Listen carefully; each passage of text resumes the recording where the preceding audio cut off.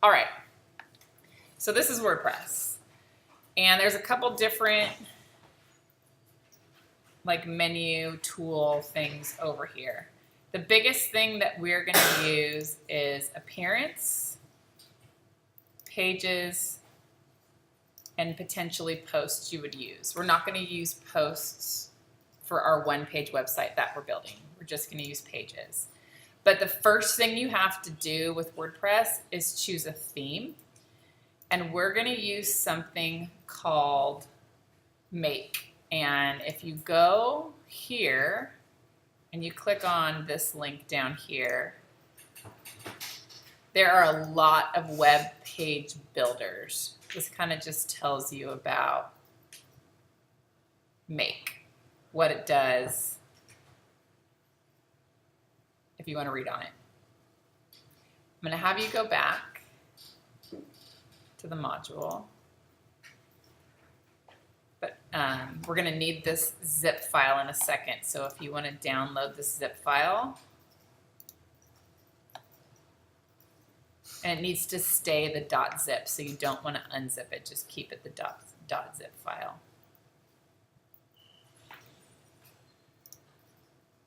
So the way, what a theme is basically another word for theme would just be a template, like the way it's arranged.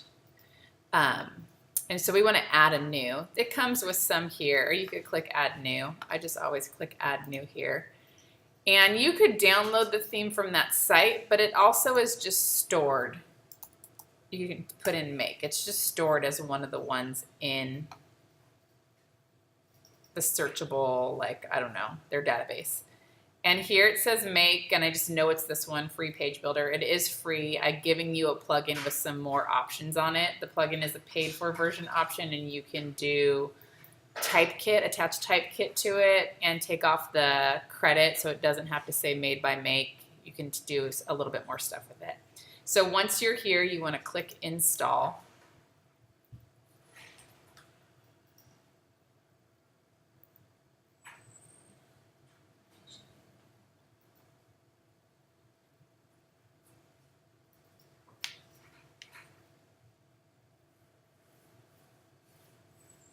And then once it actually installs, there'll be a button to click Activate.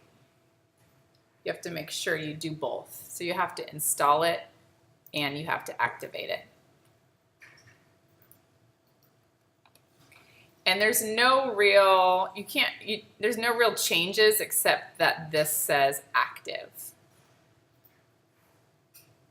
So it's not doing anything yet. If I go to pages and I go to sample page, there is something called a builder template, and it gives you very limited things here. So with just that theme, you have a couple things that you can build, but we're going to add a plugin. We're going to get more page builder options. So to do that, we're going to go to where it says plugins, and we just go ahead and click.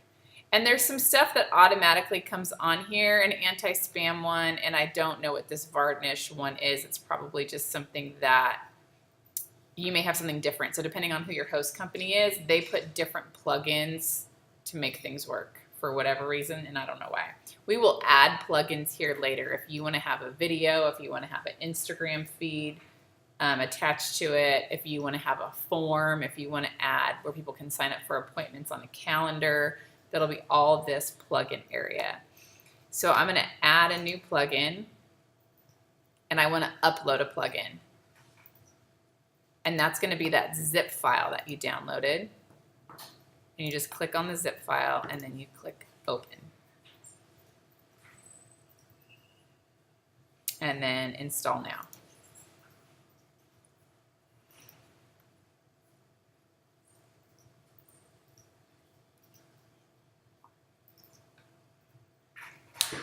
And then you got to activate it. So just like you installed and activated the theme, you have to install and activate the plugin.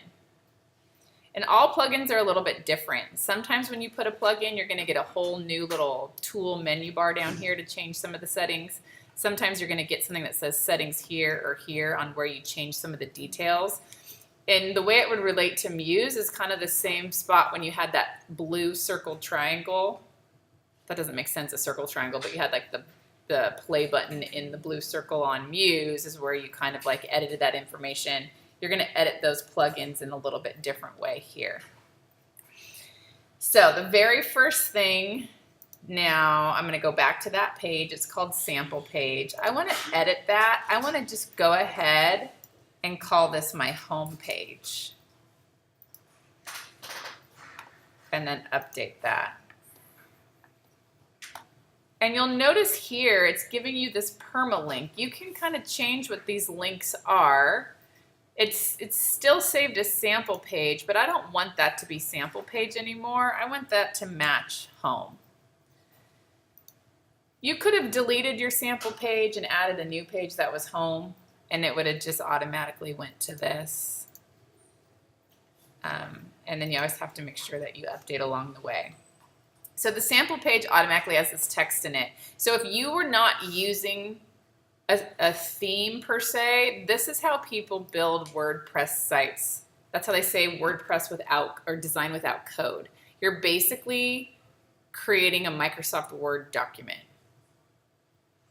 And you would put those things in there. But they have put in a lot of plugins and themes and other things to make it designable. So what you want to make sure over here is that it doesn't say default template. You want to make sure that it says builder template. We want to have all of these options now. We have a panels, a gallery, a banner, a content, and a post. You have, it doesn't look like much more of these builders are here, these little plus sign guys to use, but there is a lot more over here in the customization area. So you want to make sure that all the pages are automatically going to go to default template. Every time you add a new page or a post, you want to go to the builder template so that you're using the building blocks to design your page. You want to go to appearance, and now we want to go to customize.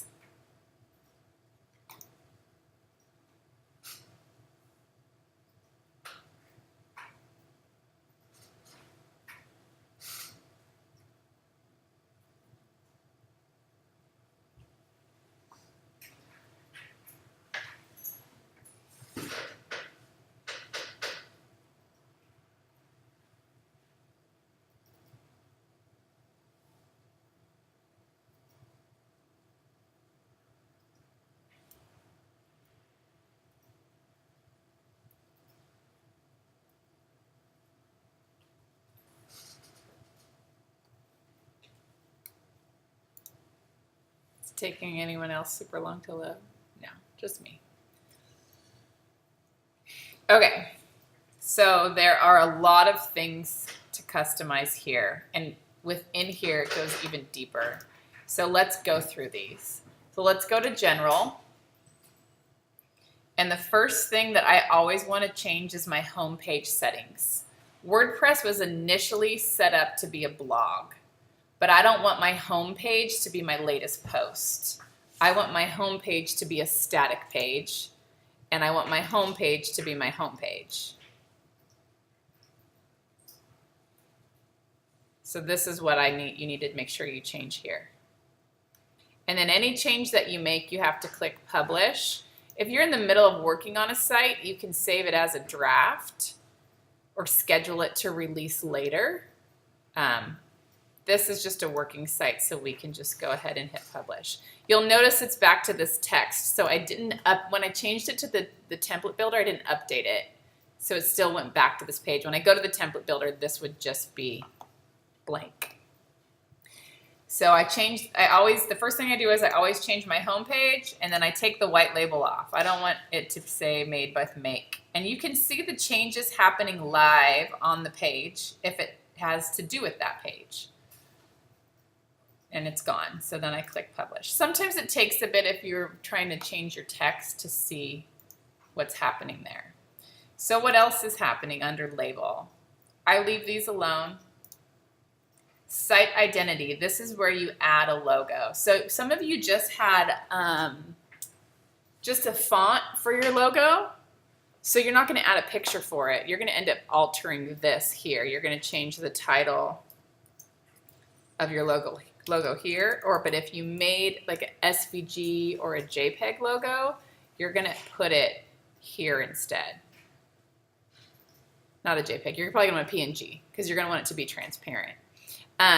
If you select the logo, you'll notice it says suggested dimensions are 960 by 960. That's going to give you a really big logo. So if you want something smaller in Illustrator, you're probably, or Photoshop, whatever you export it out of, going to play around with your pixel dimensions. I usually have to export about 6 different logo sizes until I get it to where I like it. And that's just kind of how it works. You can hide the tagline. You can hide this site title. If you have a logo, you're going to want to hide these because it might show both. So this is where all of this is where you're playing around with your logo. Here it says site icon. And what an icon is this is going to be your favicon, whatever goes up here. And it's also going to be, it's set up at 512 by 512. So when you download something on like an iPhone, the icon is going to save to the home screen.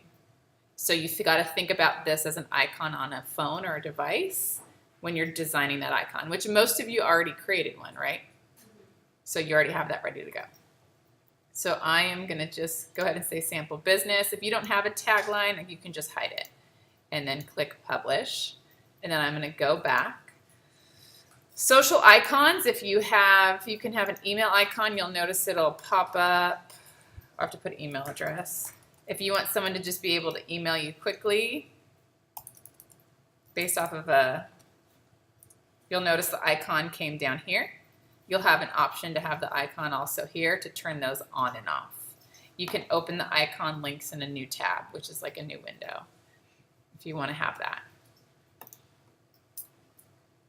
And then there's a reset button if like say you have this hosting that you paid for and at some point you want to put your portfolio over it, you're going to just kind of delete everything and reset it and start from scratch. So typography, this is where they have global typography. So the default font family, that's similar to what the P would be, your paragraph would be. And you can change, so if I change it to, they have a lot of fonts on here, and just because they're on here doesn't mean that they're good. They can be crazy. So you can see when I change it, I get a live sample of what's happening. Please do not use a script font for your paragraph ever. You can see different things that are going on. I'll just leave it here for now. I can have a bold. It says it's simulated, so it's not truly a bold font, and some browsers won't view it as a bold font because it's just kind of faking it. I can increase the point size. It should aggregate over here, but it's not. Sometimes it's slow. This is where I can create things all uppercase. So like when you're typing out your menu, if it didn't stay, if you like did some uppercase and some lowercase, like you had, before in Muse, you can just say, oh, I just want that to be all uppercase. They have buttons, so there's a way to format buttons, and you would kind of do that there. And then you can, this typography has everything else, your site title and tagline, so that would be here. So if you had a specific font that you used, the only thing that's going to be interesting here is that I had to use Google Web Edge fonts. You might not find that font hosted with this make. It comes with a bunch of fonts. What you do have the option now, though, is to go to Typekit. You can go to your if you have Creative Cloud, it comes with some fonts for Typekit, and you get a kit ID. You just sync the web fonts, and you end up finding a kit ID with it. So if I go to Typekit,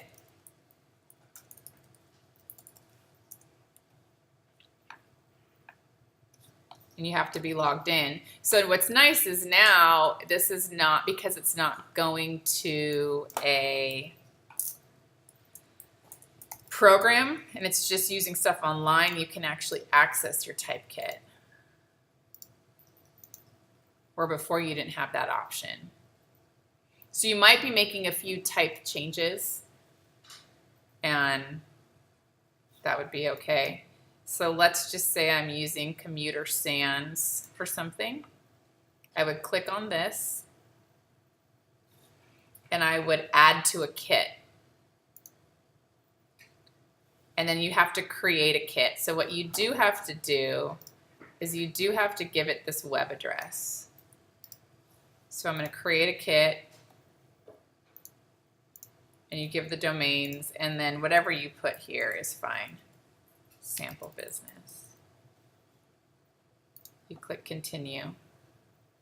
It gives you, if you were in a style sheet, that's where you would add that into the script to access Typekit if you were doing code. But the little Typekit ID is right here. So I can just copy that, and then I go put in the Typekit ID here.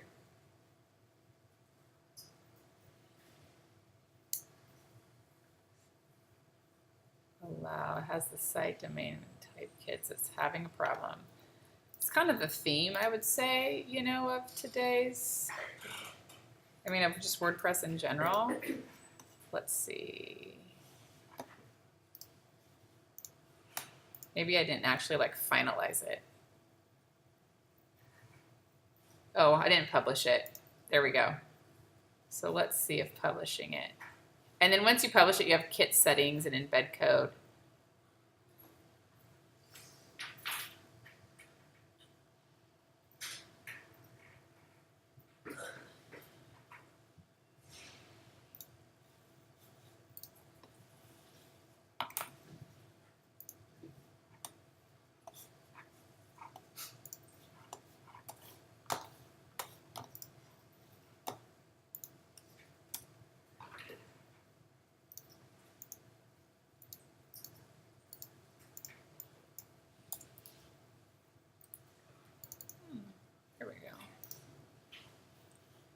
You get the point. Yes, it will work. I'm not going to wait for it. When you do that and you go and then you have like type options, the type will show up here. It'll say Typekit, like this says Google Fonts, generic fonts, it'll have a Typekit, and those fonts will show up for you to use. But you just have to see the layers. What's up? Is there any way to see the text that, for example, if we're looking through the text, we have to click on each one? You have to click on each one. You could go to Google, it's Google Fonts, you could go to Google Fonts like and view it on their site. Okay, that's yeah. Site tagline and headline, the main menu. So the main menu is going to be your menu, like your navigation menu options. So this is where you would change this. If you don't change any of these fonts, it's just going to be this open sans on what it automatically defaults to. It automatically defaults to that because that's what the make template defaults to. The header bar, so if you have your main menu in a header bar, this is the header bar, then that's going to change fonts to here. What I usually end up doing is I usually end up only having 2 fonts anyway, so I'm just going through and changing H1, H2, H3, H4, H5 to like all the same fonts. I can use it later to play on my design if I have like a subhead that's bold and more line space and I make it a H3, then I just know H3 is like my other title or something. So that's just where you design that stuff. Sidebars, we don't really deal with sidebars, but you do deal with footers. And then here's the Google Font sub-kits. It's just keep it at Latin.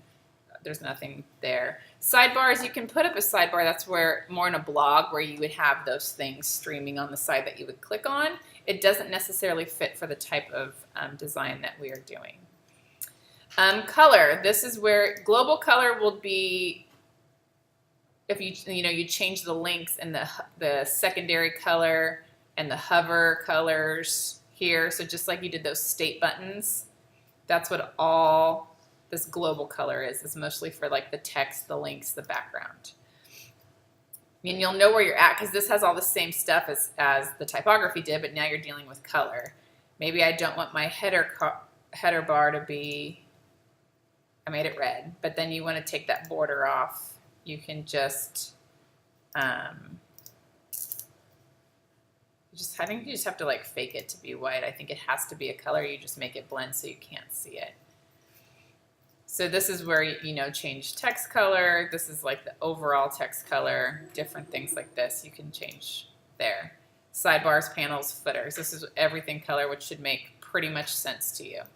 If you changed color and nothing on that page changed, that means maybe you didn't have a main menu on that page, or maybe you didn't have a H3 on that page, or text. Background images. For the whole site, I don't think usually an entire background image on a site is a way to design a website. It depends on what it is. It might work, but it would be rare. So this is if you had an entire image on the entire background of everything that you're doing on your site. Your header. You might have a background in your header, but maybe not.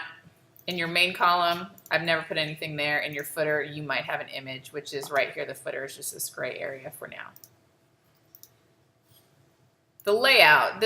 I mostly use this layout is mostly important for me when it comes to, well, global. You have full width or a box. Full width means it expands all the way out. Box means it's just centered down the page. The header. This is where you can change some things. And the header option is the only thing that I don't love on this plugin. So like if I show you some sites that I made, so I have this Rise Up Race team, you just have a logo, and it's really hard to get like the logo up here small and then a lot of menu items across. They end up coming down. So you kind of have to go with the design where you have this logo kind of centered or to the right or left, but it's always a bit kind of a bigger version of a logo that's going to be happening. This one was smaller and it's just over, so this is in the header bar, and the other site was just, I think it's called traditional navigation. I'll show you clicking all the buttons. Let's see, I can never remember that's not it, the URL. I gotta find it because it's a cool site, but you'll see that it's just, this was just a script font. So this was one of the fonts in Typekit. So it's all this kind of like centered or to the right, but a little bit bigger style. When you are customizing that, that's where you have traditional centered navigation below. You can also, we don't have a menu right now, so it's not showing that, but this here will kind of decide where the menu goes. Like, so sticky header. Remember how we pinned the header in Muse? So I'm going to do the whole site header to be sticky. And if I scroll, nothing's scrollable. It'll keep this link here and all my menu items to stay at the top. But this is where you're going to play around the most with the way that header option looks. And then if you have one of those big images in the background, that's the only part where you put a background image in. This customization area is in that background image. And you can show social media icons or not. You can turn off the search field. So all of these things will kind of play around with how this looks up on top. And then the footer is based off of widgets. So I know that I said that there was plugins to view as like a widget on Muse. A plugin to me is still like a widget on Muse. A widget here just basically turns a box into doing something else. You can put code into it. You can put images into it. You can do something else. They're kind of interchangeable. So if you have the number of widgets here, let's say I have 3 widgets, it means I'm going to have 3 boxes in my footer. I'm going to have an area. Some things can go here, something can go here, and something can go here. If I have 1 widget, that means I can just put something in the center here, and then I can turn on and off showing my social media icons. And this footer text option is usually always where I do like the copyright. I have to go out and paste the copyright symbol. I can never remember the shortcut. So I just copy this and do it and put your business and the date, and the year. And that kind of always stays there. And this you can say centered, so then it would, center some of this stuff. So you just play around with a lot of the design elements in here. Posts. This is where you have, so you can, for different posts, you might just want it to look like different pages. So it's set up to look like a blog post, like the author, the date, the timestamp, all of that. If you were using this for your portfolio, you would want it to look like I click on something for like a picture of what I designed, and then I would want it to come with all the other big pictures or extended, results of that specific project. So then I would not have any of these categories showing. For example, for this gallery, if you click on here, this is technically going to a blog post page. But I've taken off all the stuff to make it look like a blog post page so that it just looks like, a gallery of photos. And then there is a plugin used so that this turns into a big slideshow for these posts. So all I had to do was load these photos with like a one-click load and put a short code, and then all this little magic happened. So that was good. So then the post would be like that. So we are on footers. Oh no, posts. Do you want to have a footer? Do you want to have the sidebar? Do you want to have the page titles? The next is menus. So you can create a new menu here. And if you're having a one page, I would just call it the main menu. If you're having a one-page site, this is where you have to add your navigation. So you would just add a custom link. And how you would do that is you'd have like the about. So your custom link is a little bit weird when it comes to, remember how we had anchor points? We have to do that here, but we do it to our own page. So you actually have to put the whole URL. Oh no. That's not what I wanted to do. Copy, not paste. So you have to put your whole website URL. You do a slash, you do an anchor point, and then you write about what it's going to be. And then you add that to and I want it to say about. And I add that to the menu.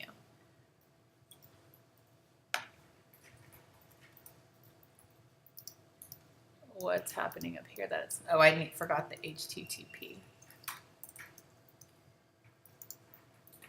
And then you see about got added. And that's how you do all of those so that when you click on the menu, we're gonna show you, not today because there's a lot of information, how it scrolls down to get to that. And then where do I want it? Do I want it in the primary navigation? Do I want it in the header bar? So it's up here. I have that terrible gray on it so you can't see it. But this is where you can play around here, and on that layout of the header is where you play around where you want some of this new stuff. If you are clicking the new pages, if it's a multiple page site where it says automatically add new top level pages to this menu, you would just click that, and every time you added a new page, it would just automatically add it to the navigation. So if you had a multiple page site, that's how you would do that. Additional CSS, this is where you can change some of the styling. We're not going to get into that now. And then sidebars and widgets. There's a better spot to get into these widgets, and I'll show you that. So I'm just going to publish this for now. And then once it's published, I'm going to click closed. If you made a bunch of changes and you click close, it'll warn you and said like you didn't save it, save it. I want to go back to this builder template and I want to update that. So what I would say for you guys to do by Tuesday is I'm not going to get into building these pages particularly yet because it's been a lot of information, but what you could have done is all that customization. So load in all the fonts you want to use, load in your color palette, and if you want to have this, to see it changing, this default template showing so you could see some of those,